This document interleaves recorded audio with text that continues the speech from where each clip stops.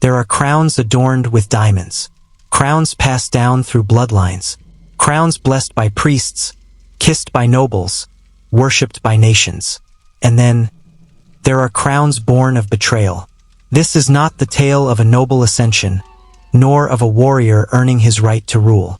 It is the story of a kingdom built upon a lie, where every stone, every oath, every drop of royal blood was the price of treachery. And at the center of it all sat a crown forged not from gold, but from the weapons of murdered kings. This is the story of the Crown of Otheryn, the cursed diadem that consumed an empire. Otheryn was once a land of 7 tribes, divided but strong, ancient but untamed. For centuries, no single ruler could unite them.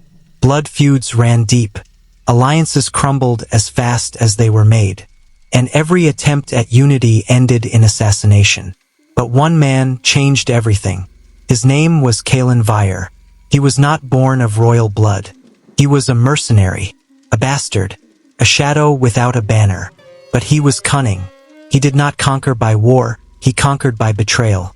He offered friendship to the chieftains, vows of peace, marriages, gifts, celebrations, and then one by one he had them killed. Poison chalice, a dagger in the spine, a sleeping tent set ablaze during a treaty feast.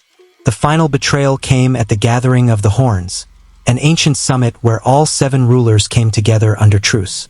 Cailan stood among them with false humility and unleashed fire. The doors were sealed. The hall collapsed in flame and screams. By dawn, the tribes had no rulers, no heirs, only him. And from their melted weapons, swords, daggers, heirlooms, he had a crown forged, not by a smith, but by a torturer. The crown was jagged, cruel, asymmetrical. Each prong bore the seal of a slain house, and at its center, a stone as black as mourning cloth, said to be carved from the heart of the mountain where the first betrayal took place. He placed it upon his own head and declared himself High King of Otheryn. The people, shocked, leaderless, had no choice. He rebuilt the capital, renamed it Caeltharn, and ruled with an iron grip. And for a time, there was peace, but not the peace of prosperity, the peace of fear. His spies were everywhere.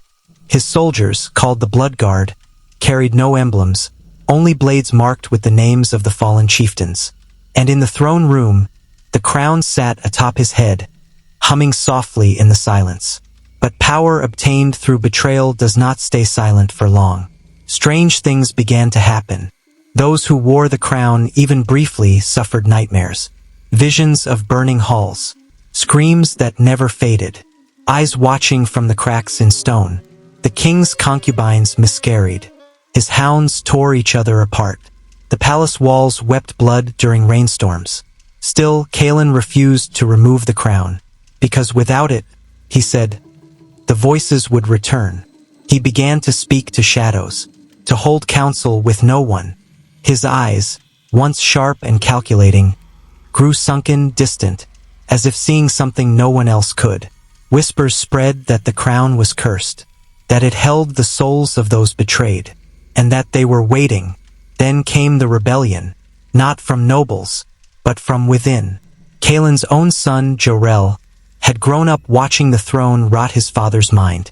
He swore he would never wear that crown, that no kingdom was worth the price of becoming a monster.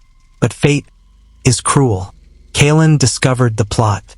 He executed Jorel's co-conspirators, stripped his son of his name, banished him to the desolate north. And still the crown grew heavier. One night, during a full eclipse, Cailan summoned his council. But none came. Instead, every one of them was found, throats slit, eyes gouged, tongues nailed to their own banners. Only Cailan remained, alive and laughing. The palace doors sealed. The fires were extinguished, and for 7 days the capital was silent. On the 8th, a single rider arrived at the gates. It was Jorel, but he did not bring an army, only a blacksmith. They entered the palace alone. What happened inside has been lost to time.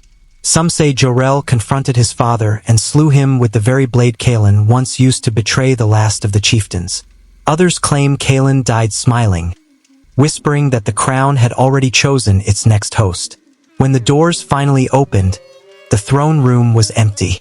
No bodies, no blood, just the crown, sitting alone on the stone seat. And Jarrell was gone. The kingdom dissolved soon after. Regions broke away. Cities burned their banners. The palace was abandoned. But the crown was never destroyed. Some say it still exists, hidden in a vault beneath Kael'tharn's ruins, guarded by shadows, waiting for another traitor to claim it. Because betrayal is not an act.